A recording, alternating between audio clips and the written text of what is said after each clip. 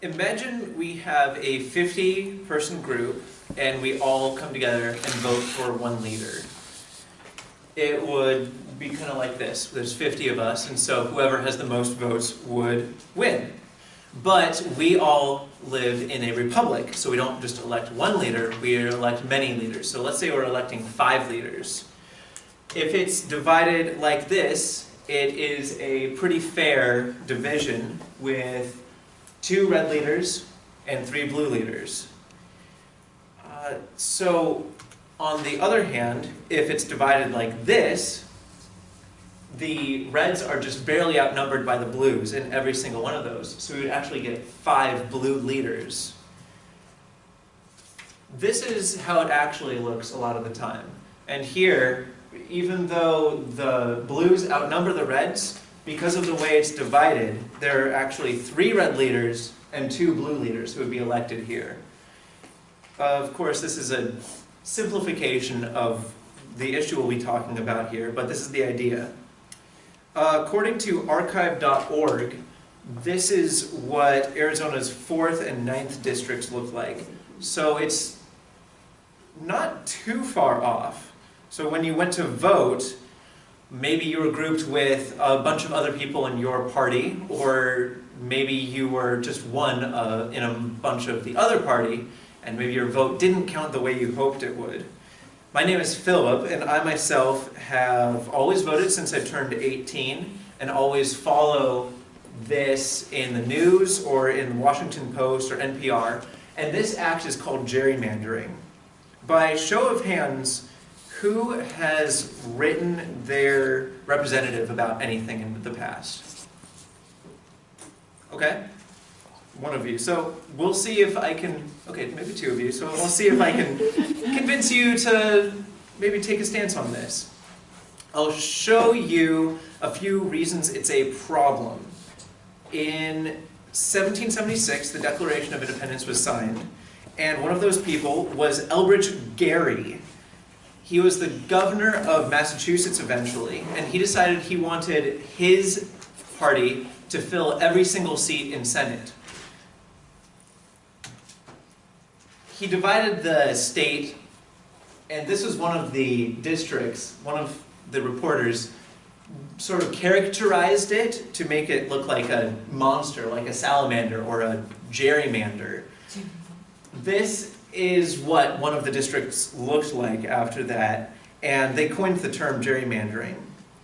It's actually not all that far off from what we have today. Washington Post shows this is Maryland's 3rd district, and this is Illinois' 4th district here. And in a CNN interview, former Congressman Bill Mandel said 19% of voters as a whole approve of the job Congress is doing, yet 90% of them get reelected year after year. Why? Gerrymandering. Congress assigns themselves power by redistributing what the boundaries are. Now, a lot of politicians say in defense of this that they know the districts themselves as better than anyone else, and they're most qualified to decide how these are grouped. And they can help keep minorities together so that maybe a minority still has decent representation. I think that's a great idea, and I think that's really important, but I think it can easily be manipulated and misconstrued for their personal reasons and motives. I will show you some real-world effects of this. So last election, there was a lot of votes for Democrats, yet Republicans still maintained a lot of the power. According to Michigan news source Bridge Magazine, Democrats remain a distinct minority in the state legislature, despite picking over half the votes cast in all state House and Senate races because of gerrymandering. They go on to say that Democrats receive an even 50% of votes, yet Republicans still control 58% of Senate. Why? Gerrymandering. Also, Washington Post says that Michigan was one of 3 states along with Pennsylvania and North Carolina, where Republican votes outnumbered Democrat votes. However, Republicans still received more seats in Senate, even though they were outvoted.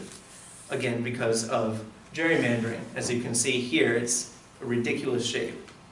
Obama himself said in an NPR interview, gerrymandering has resulted in 80% Democrat districts or 80% Republican districts that lead to more and more polarization in Congress, and it gets harder and harder to get things done because of gerrymandering. Now, statistical analysis in Arizona states that gerrymandering is not as bad in Arizona. In fact, it's the 4th best state as far as gerrymandering goes. And some would be satisfied with that, saying that it's not an issue for us.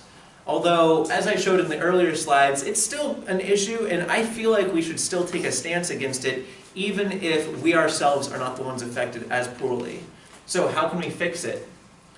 One solution is to require contiguous districts. A nonprofit organization, Brookings, suggests this, and they say districts that make sense as communities as opposed to districts that are wander down highways, like here, where the gap is literally bridged. Another idea is to take the hand away power from the state. The state has the power, as dictated from the Constitution, but they also have the power to give it away, perhaps to an independent party. Why would they do that, is a good question.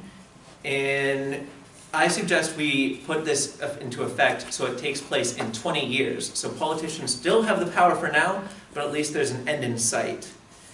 This recent election favored Republicans because Republicans were in power when it started.